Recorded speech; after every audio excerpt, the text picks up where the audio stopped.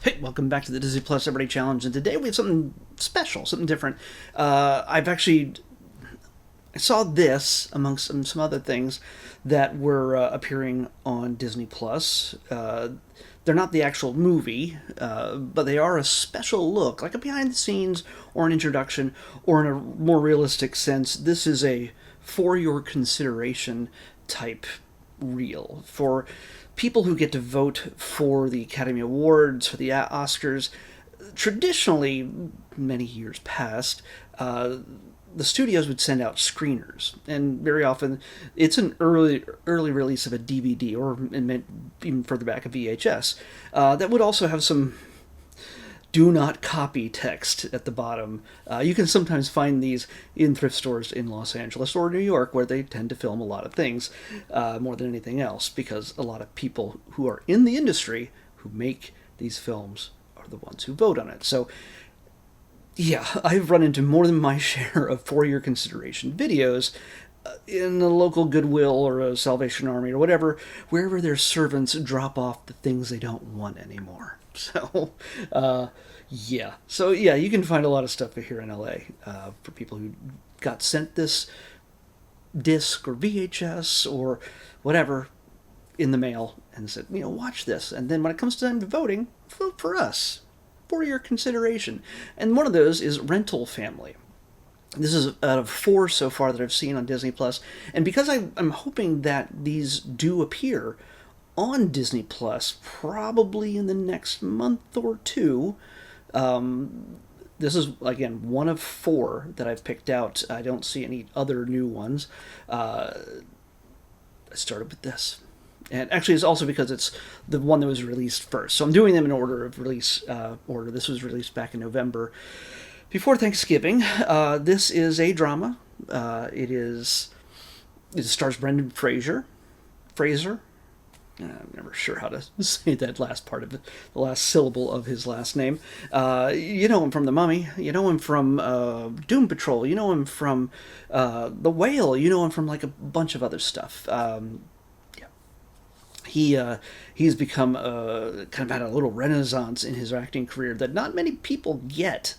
But he's always been fantastic, and he seems like a pretty great guy.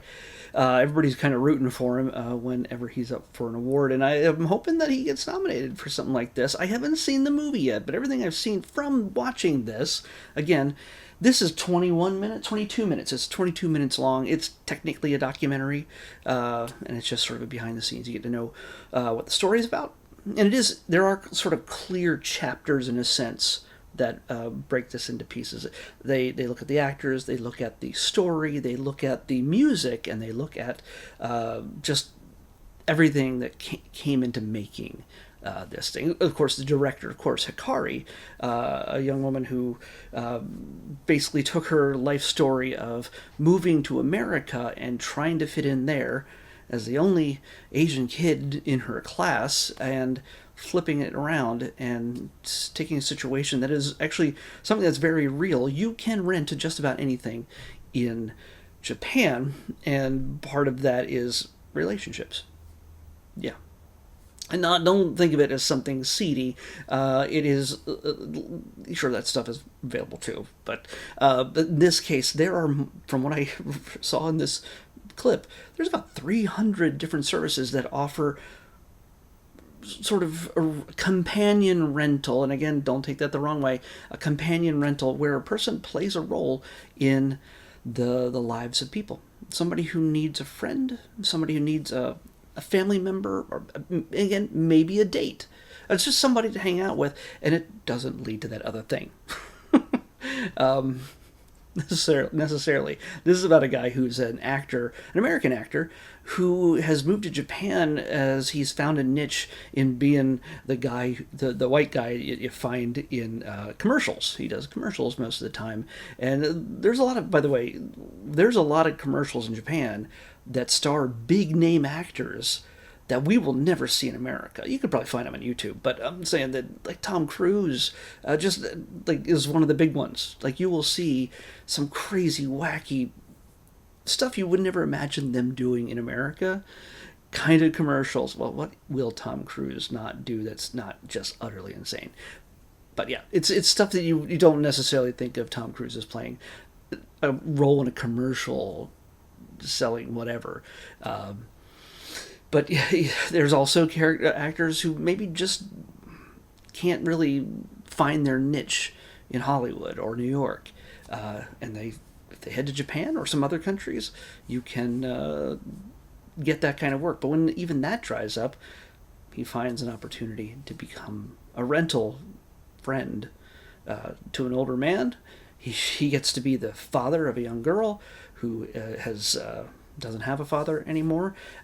He takes on a bunch of others little roles, and there's other characters as well that we get to meet in this that have the same job, and how it works together. I don't want to tell you all about this, honestly. I don't want to tell you everything about it. I'm just doing this because I wanted to watch it, and why not make it part of the series? I am looking forward to seeing this film because, one, I like Brendan, and I love Japan. I was there last year, and I spent a good 2.5 weeks there. And yes, I'm still trying to go through more than 4,500 pictures and videos to eventually put up here on Pop Culture Geek. So, yeah, it's a lot. There's a lot of stuff to go through, and I've lost all track of everything. I've tried to group everything as best as I can, but I want to try to show my experience eventually. But this brought back a lot of memories. Not that I was a companion at any point, but I was never rented out, but you get to see some familiar faces.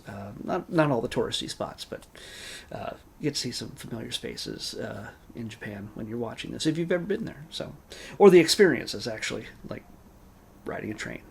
So, which is not an uncommon thing, unlike most of America. So eventually, I hope to get this actual film to talk about what I actually think of it when it hopefully comes to Disney Plus, not Hulu, Disney Plus through Hulu, whatever. I want it to be properly on Disney Plus. There are 3 others. And the next one that we're going to watch, I've already picked out. I believe it is Ella McKay, the special look. So Ella McKay, Ella, is it Ella? It should be Ella. Emma McKay. Oh, jeez.